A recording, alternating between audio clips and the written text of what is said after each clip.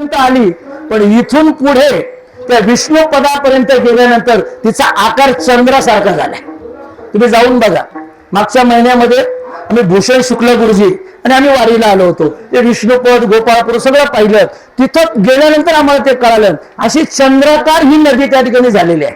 म्हणून चंद्राकार आकारालाच पुढे नाव पडलं चंद्रभागा. दुसरा अर्थ आहे चंद्राची भग या ठिकाणी गेली म्हणून तिला नाव पडलं चंद्रभागा. पंढरी महात्म्यामध्ये असे अनेक त्या ठिकाणी चंद्रभागेची उत्पत्ती आलेली आहे.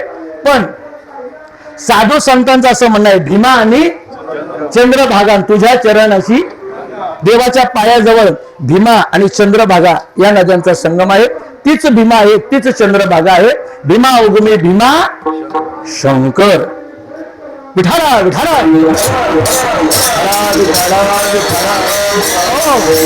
त्याच भीमेच्या तीरावर हे पंढरपूर गाव आहे. वारकऱ्यांना दिलासा मिळाला. मजल दर मजल मुक्काम दर मुक्काम करत करत ते वारकरी येथपर्यंत येऊ लागले.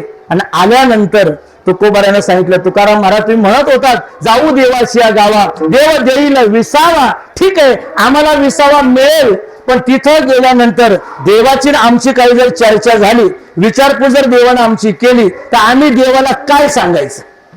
तुकाराम महाराज म्हटले, आपण देवाला एकच सांगायचं, आपल्या जीवनामधलं दुःख असेल व आपल्या जीवनामधलं सुख असेल हे तुम्ही देवाला सांगा. दुसरं चलन